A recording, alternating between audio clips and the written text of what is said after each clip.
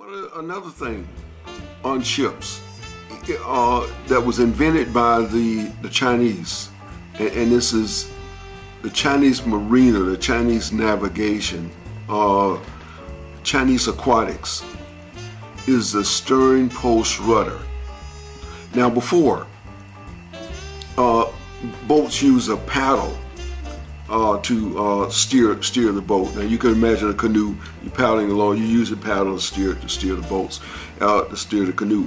But or kayak, but in large ships, large boats, then it works, but it's a little cumbersome, and sometimes the rudder, the boat don't answer to the rudder, you know. But this stern post rudder is you can imagine all the boats we've ever seen. The rudder's in the rear of the boat, and you turn it, and the boat turns as you turn the rudder. The boat answers to the rudder as it turns. This idea came from China, and it made moving very large boats, and it's still used today. Very large boats more maneuverable. And more sensitive to movements, and so and the Chinese rudders moved up. In other words, if you get into shallow water, the rudder could be pulled up.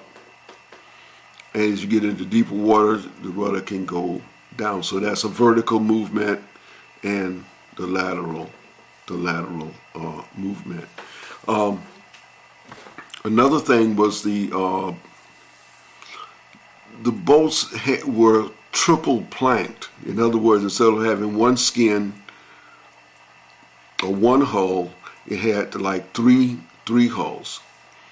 You know, they double out the planking, triple out the planking, so you got a very, very heavy, strong ship. And I'm almost sure, well, I don't know, maybe they had some flexibility in the ship depending on what's going on. The ship was relatively flat. Most of the European ships were more, well,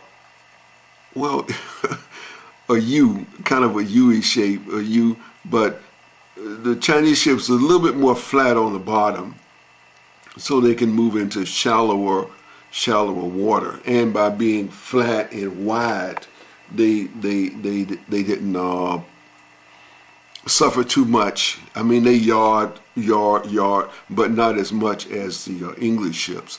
And another thing, the English ships, the European ships, carried 3 masts, or the largest ones. Well, the Cristobal Columbus's ships carried 3 masts. Usually, I think it was the main mast in the center, then 2 smaller masts, forward and aft, slightly smaller. But the Chinese junks carried up to, these are treasure junks, carried up to 9 masts. So you got 9 masts and 9 sails, or more sails, you know, kind of stacked in, but you can carry 9 masts. And so this is how advanced their shipping was. And so, and another thing, while we're on the subject of aquatics, the compass. Now the early compass, well, the early magnet was something we call a lodestone. This is a kind of natural occurring kind of a stone that had a magnetism.